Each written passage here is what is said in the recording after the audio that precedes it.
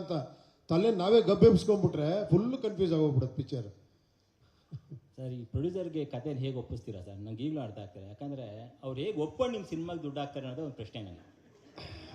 ಅವ್ರು ನನ್ನ ಒಪ್ಕೊಂತಾರೆ ಅಷ್ಟೇ, ಅವ್ರು ನನ್ನ ಮೇಲಿರೋ ನಂಬಿಕೆ ಅಷ್ಟೇ, ಇನ್ನೇನಿಲ್ಲ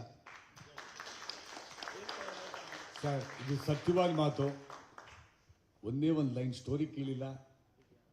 ಮನೋಹರ್ ಸಾಹೇಬರು ಎಷ್ಟು ಬಜೆಟ್ ಅಂತಲೂ ನಾವು ಯೋಚನೆ ಮಾಡಲಿಲ್ಲ. ಒಂದು ಒಳ್ಳೆ ಚಿತ್ರ ಕೊಡ್ತಾ ಇದ್ದಾರೆ, ಆ ನಂಬಿಕೆ ಇತ್ತು. ಆ ಚಿತ್ರ ಕೊಟ್ಟಿದ್ದಾರೆ. ಇಡೀ 7 ಕೋಟಿ ಜನ ಕನ್ನಡಿಗರು ನಮ್ಮನ್ನು ಗೆಲ್ಲಿಸಿದ್ದಾರೆ.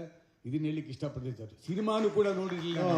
ಅಟ್ ದಿ ಸೇಮ್ ಟೈಮು ನಾನು ಕೂಡ ತುಂಬ ಅವ್ರನ್ನ ಗಮನದಲ್ಲಿ ಇಟ್ಕೊತೀನಿ. ಪ್ರತಿ ಸ್ಟೇಜಲ್ಲೂ ಕೂಡ ನಾನು ಮಾತಾಡಿದ್ದೀನಿ. ಪ್ರತಿ ಸ್ಟೇಜಲ್ಲೂ ಕೂಡ ಇಲ್ಲಿ ಜಾಸ್ತಿ ಆಗತ್ತಾ, ಇಲ್ಲಿ ಕಡಿಮೆ ಆಗತ್ತಾ, ಇಷ್ಟೊಳಗೆ ಆಗ್ತಾ ಇದೆಯಾ, ನಿಮ್ಗೆ ತೊಂದರೆ ಆಗಲ್ವಾ, ಯು ಕ್ಯಾನ್ ಆಸ್ಕ್ ದೆಮ್.